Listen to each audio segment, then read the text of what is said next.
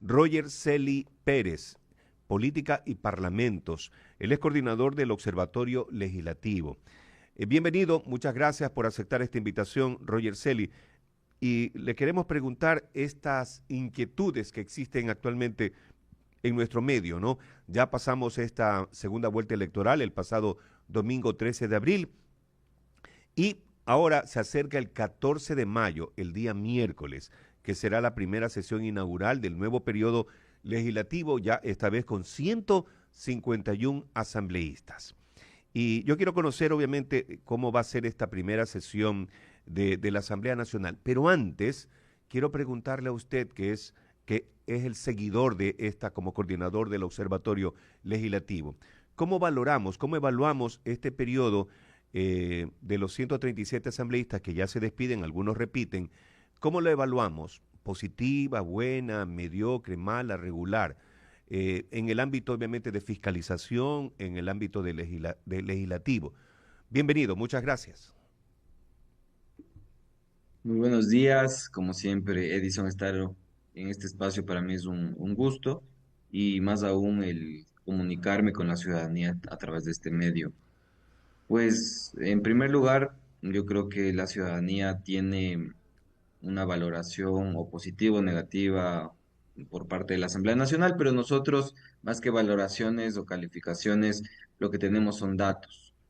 Y en materia de datos, pues hay algunos hallazgos que le podrían dar a la ciudadanía un insumo para lograr calificar a la Asamblea Nacional que ya se va. Son 17 meses de gestión de esta Asamblea Nacional y lo que hemos visto es que algunos temas han quedado de lado, otros sí han sido tramitados.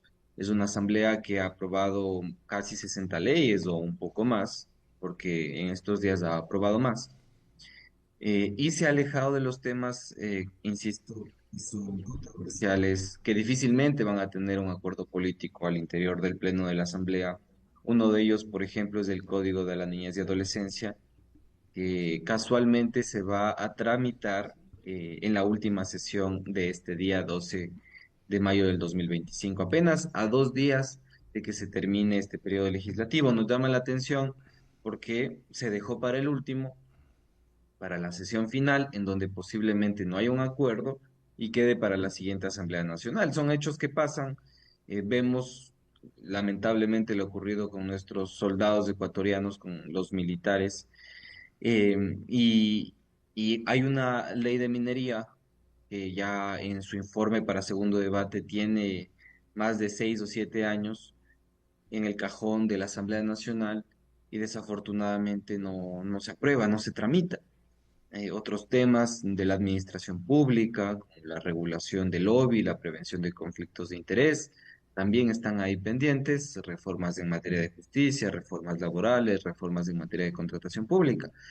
Lo que se ha aprobado es muy importante, pero hay otros temas que son controversiales, que son complejos de tratar y esta asamblea no ha decidido o ha decidido no tratarlos por falta de acuerdos políticos posiblemente. Entonces, con esto concluyo esta parte. Si nosotros colocamos ese valor cualitativo de la gestión de la Asamblea Nacional, más un valor cuantitativo que tiene que ver con el cumplimiento de la agenda parlamentaria, es decir, aquella planificación autoimpuesta por los legisladores, porque ellos mismos crean la agenda parlamentaria, y el nivel de cumplimiento que es bajo aún. La agenda parlamentaria, que ni siquiera le pusieron un nombre en la presidencia de Henry Kronfle, llegó al 38%. Y ahí ustedes pueden darse una cifra, 3,8 sobre 10, por ejemplo. Ya es una idea de lo que ha generado en materia legislativa esta asamblea. Y luego la agenda parlamentaria de Viviana Veloz, que con las últimas leyes aprobadas parece que va a superar el 40 o 50%, pero aún sigue siendo una nota por debajo de lo que se requeriría, al menos con un símil, en un colegio para pasar de año. Entonces, esos son los datos principalmente que podemos entregar a la ciudadanía. Vamos a publicar nuestro informe integral completo, ojalá y hoy mismo, este 12 de mayo, para que la ciudadanía tenga una idea más clara sobre cuál ha sido el trabajo de esta asamblea saliente. Sabemos que esta asamblea, y todas, mejor dicho, ¿no? Son un ente esencialmente político, pero como contrasta el tema estas continuas campañas que hemos tenido, la muerte cruzada, que la consulta popular, que esto, que el otro, primera vuelta, segunda vuelta, hacen que obviamente la Asamblea también se convierta a veces en un verdadero show, ¿no? De donde las luces, los micrófonos siempre apuntan a estos protagonistas que hacen a veces escándalos, llaman la atención, se vuelven opositores, se vuelven rendidores de cuentas, bueno, en fin. Esta situación también, esta imagen institucional que tiene la Asamblea Nacional, aspiramos y esperamos de que sea distinta, diferente en esta nueva camada. Hay muchos nombres que se quedaron ahí ya, como quien dice, en el pasado, personajes que quedaron ya, ojalá, en el olvido. Pero también esto viene a contrastar con en el sentido de que les falta experiencia. Hay muchos jóvenes que están, y en buena hora, muchos jóvenes que van a iniciar su carrera política en la Asamblea Nacional. Y ahí viene también esa viveza, ¿no? De esos que tienen experiencia, los pueden convencer. A mí nunca me ha gustado el tema de los llamados independientes, que se afilian en alguna votación y hacen contrapeso en cualquier momento, ¿no? Lo que va a pasar seguramente en esta campaña a favor del señor Daniel Noboa. ¿Qué podemos esperar de parte de de la ciudadanía, nosotros los periodistas? Estar atentos a estos movimientos que realizan obviamente los partidos políticos, porque recuerde usted que ya mismo nomás estaremos en precampaña electoral para alcaldes y prefectos. Ahí veremos quién está vivo y quién en verdad lo vamos a sepultar políticamente. Sí, efectivamente, como ciudadanos debemos estar atentos a los cambios de camiseta, para ponerle un blanco y negro, de aquellas personas que llegaron a la Asamblea Nacional por el voto, que la ciudadanía muchas veces, en algunos casos, fue en contra de una propuesta, en este caso en contra del gobierno de Noboa, por ejemplo, quien votó por Pachacuti, y que finalmente esos legisladores parece ser que se van a ir al oficialismo, y con ello lo que estamos viendo es una falsificación, una falsear el voto, porque finalmente se vota por una propuesta y termina el legislador yéndose hacia otro camino. En el Ecuador no hay una regulación al transfugismo político, el camisetazo. Los legisladores tienen vía libre para cambiarse de partido político, para votar de cualquier forma. Recientemente hubo un intento de generar una regulación, desde mi punto de vista todavía superficial, pero era un primer paso hacia la regulación del transfugismo político, como en otros países ocurre, pero en este caso no se ha dado. Ahora, pues, y usted ha señalado algo muy importante, estamos a puertas de otra elección importante, las elecciones seccionales, en donde el eje de discusión política va a ser el recurso público. Muchos gobiernos autónomos descentralizados han dejado de recaudar dinero que antes les servía para operar la administración pública local. Y en ese sentido, es tan importante para el gobierno central el preocuparse por estas elecciones seccionales para lograr un equilibrio y gobernabilidad. Si también, pues, se plantearán posiblemente en el caso de que vayamos a una reforma constitucional a través de una constituyente u otro tipo de mecanismo, temas al respecto de la descentralización del país, sobre todo, insisto, en los recursos económicos, porque si no hay recursos económicos, puede ser ideológicamente contraria a la posición de los GATS, que aunque sea, digamos, un acuerdo con el gobierno y haya ideologías opuestas, si no hay recursos, no va a haber viabilidad democrática y de gobernabilidad. Entonces, la complejidad del país recae sobre los hombros y los problemas del país recaen sobre los hombros de las organizaciones políticas, porque finalmente son estas dos principalmente, ADN y la Revolución Ciudadana, las que tienen la responsabilidad de lograr generar viabilidad política, económica y social en el país. Eso pasa, además, por generar gobernabilidad al interior de la Asamblea Nacional, para tener las leyes que permitan al país desbloquear muchos sectores que están bloqueados por regulaciones que no tienen ningún fin. Y ahí vamos a ver un problema de fondo ideológico porque, y con esto concluyo también, yo no veo, por ejemplo, a Pachacutic informando a sus electores que votaron por políticas más cercanas a la centroderecha.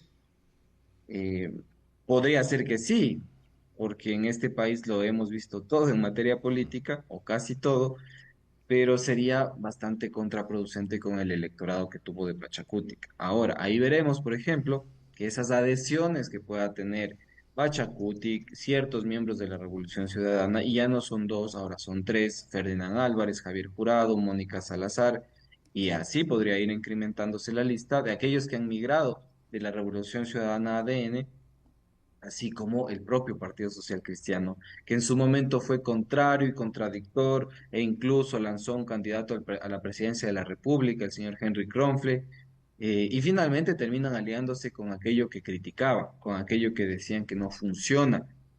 Pachacuti parecería ser que va a pasar lo mismo, el Partido Social Cristiano, algunos independientes, incluso el Partido Socialista Ecuatoriano, que podría darse una alianza con ADN.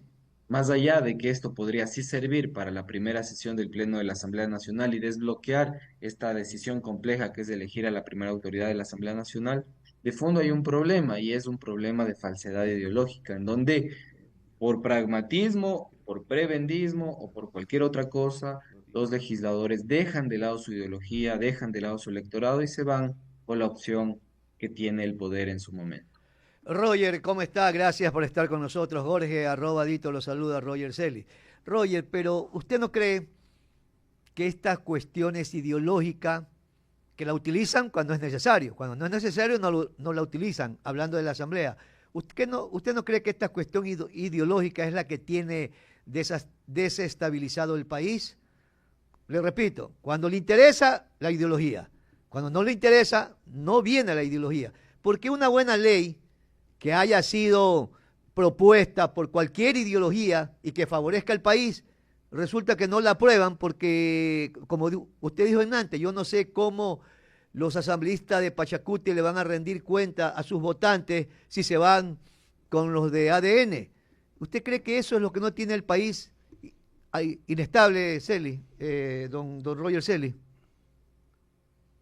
Hola Jorge, sí, por supuesto, es parte del problema de fondo y de la estructura política que tiene el país, de organizaciones políticas que en primer lugar no han declarado su ideología, es decir, en sus estatutos, en donde se hacen los principios de declaración de ideología, pues no consta de manera clara. Hoy en día se vive una suerte de ideología líquida, la cual se adapta a cualquier situación coyuntural que convenga a cierto partido político. Es una ideología adaptable.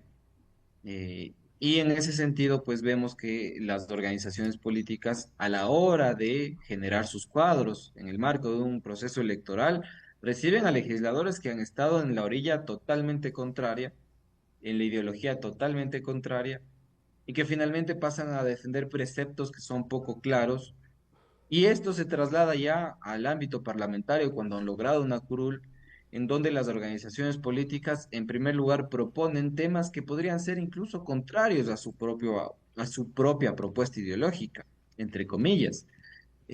Hablemos de impuestos, por ejemplo. La derecha incrementando impuestos suena un poco incoherente ideológicamente. La unión de organizaciones políticas para generar mayores regulaciones a la libertad de expresión, por ejemplo, cuando en sus principios ideológicos promueven la libertad de expresión. Son ejemplos que nos muestran que finalmente toda esta cadena de problemas, toda esta cadena de errores, desde la propia concepción de las organizaciones políticas, el funcionamiento al interno para elegir los cuadros y finalmente el funcionamiento en el Pleno de la Asamblea Nacional, nos hacen generar un país que no tiene un oriente ideológico, no tiene un horizonte ideológico que nos permita saber hacia dónde va. ¿Y por qué es importante saber hacia dónde va un país? Porque nos permite conocer al menos qué pasará con la economía en los próximos años, si vamos a tener una economía más cerrada, más abierta al mundo, Si en materia de aranceles, por ejemplo, que últimamente están de moda, Ecuador va a ser un país que imponga aranceles para proteger su economía nacional, entre comillas, o va a abrir esta posibilidad de que entren otros productos. Actualmente se habla ya de colocar aranceles a ciertas compras en el mercado internacional, sobre todo en el ámbito digital. ¿Qué va a pasar con la banca? ¿Va a entrar otro tipo de banca o vamos a mantenernos con la banca tradicional en este país? Eh, y así podemos dar algunos ejemplos al respecto de que este país no tiene un norte ideológico.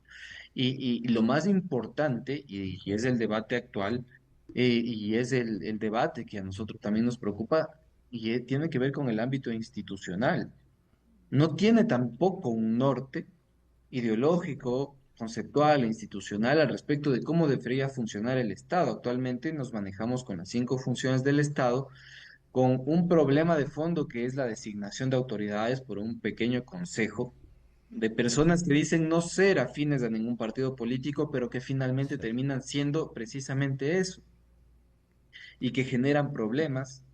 No únicamente ellos, por supuesto, hay influencia del poder en este pequeño consejo de cualquier bando, de cualquier organización política, y terminan generando problemas a la hora de generar estabilidad institucional en algo tan importante como las autoridades de control. Las autoridades de administración de justicia, por ejemplo, el Consejo de la Judicatura, que no puede avanzar tampoco en la designación de jueces de la Corte Nacional de Justicia. Entonces, ideología importantísima, fortalecer, transparentar, declarar y aclarar hacia dónde quieren ir nuestras organizaciones políticas, mejorar los cuadros políticos que son afines a esos principios y preceptos ideológicos, y eso de alguna manera va a permitir mejorar la calidad de la discusión en una institución tan importante como la Asamblea Nacional. ¿Para qué? Para que se ordene la casa y de alguna manera este país comience a funcionar mejor. Sí, Eh, eh, y sobre todo también este Consejo de Participación Ciudadana. Pues es lo que yo pienso, al menos desde una perspectiva ciudadana. Sí, se nos quedó un ratito la se imagen, congeló, se congeló. pero definitivamente, Roger Celi, el Consejo de Participación Ciudadana sigue siendo la piedra en el zapato que no deja caminar, que no deja avanzar al país administrativamente, ¿no? Antes, como era, hace mucho tiempo, el tema de las ternas que se elegían por la Asamblea era de alguna manera más saludable, porque esto que está pasando, la verdad, es un verdadero dolor de cabeza. Pero bueno, vamos a un tema también importante. De los 2.742 proyectos de ley que se han presentado en la Asamblea desde el año 2009 hasta el 2024, solo 6 corresponden a iniciativas ciudadanas. Diario Expreso de la ciudad de Guayaquil está haciendo una especie de campaña con sus lectores para que se motiven, se reúnan de pronto en la academia, etcétera, y hagamos ciudadanía, hagamos patria, hagamos democracia, reuniéndonos y dando de alguna manera propuestas para mejorar obviamente la parte de lo que puede hacer la Asamblea Nacional a través obviamente de la legislación. Pero tal parece que existe una especie de pereza. Somos campeones para criticar a las situaciones políticas, esto y lo otro, pero no tenemos ese cerebro, esa paciencia de reunirnos y dar algún tipo de mensaje y de propuesta legislativa a la Asamblea Nacional. Eso también nos hace falta, Roger Celi, que los ecuatorianos somos campeones para criticar, pero que el momento que nos convocan a pedir una idea, un cambio, no la hacemos.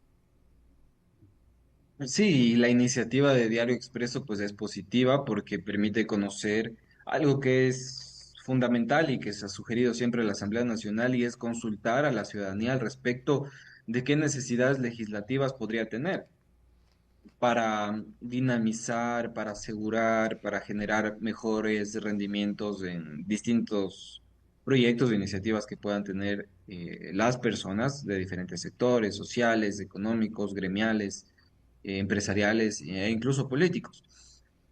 Y ahí pues el Diario Expreso ojalá y sea un puente entre esta ciudadanía que tiene claridad al respecto de lo que necesita y una Asamblea Nacional que, insisto yo, ha improvisado muchísimo en los últimos años, no solo la Asamblea saliente, sino la anterior también, al respecto de cuál es el marco jurídico que necesita el país para funcionar bien.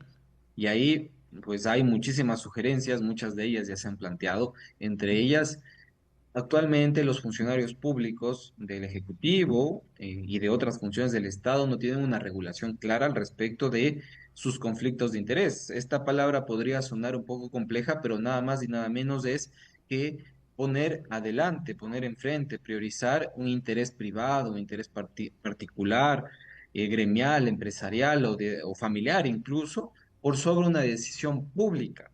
Todos los días los administradores públicos, los funcionarios públicos toman decisiones y muchas de esas decisiones podrían estar beneficiando directa o indirectamente a ciertos sectores y afectando al interés público, al interés global, digamos, de todos los ecuatorianos.